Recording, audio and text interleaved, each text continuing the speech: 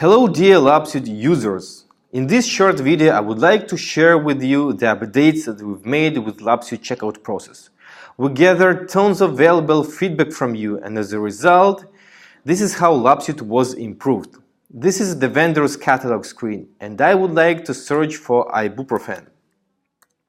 I click search and I get the results. I would like a 1 gram of it, and seemingly the best deal is here. So I select quantity 1 and click add to cart.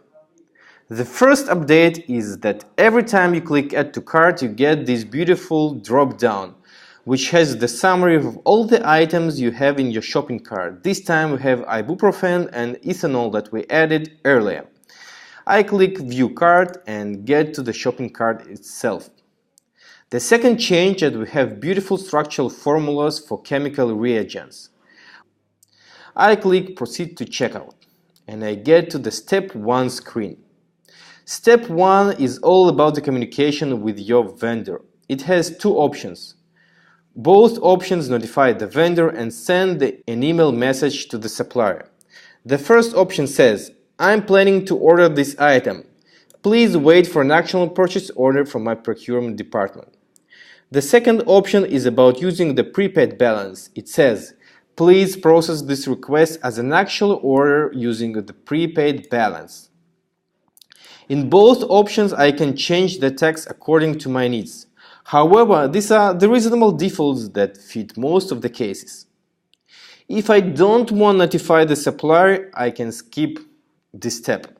However, I would like to use the first option, and I click next. This is the step 2 of the checkout process. It's all about the communication inside your lab, department or company if you are part of the industry. Basically, it has two options. It can notify the lab manager or it can notify the purchasing coordinator. The third option is more of an explanatory function. So let's go to the notify lab manager. When you select an email here, the lab manager will be notified, or another lab member who is in charge of doing orders for whole lab. The second option, it aims to notify the purchasing coordinator. The purchasing coordinator is usually external to your lab and is in charge of communicating with procurement department or vendor itself. The only thing I have to do is select an email. This time it's my email. Wow! And the email body shows up here. As in the previous step, I can customize the text. However, I like this default. That's it for our update. Subscribe to our channel and stay tuned.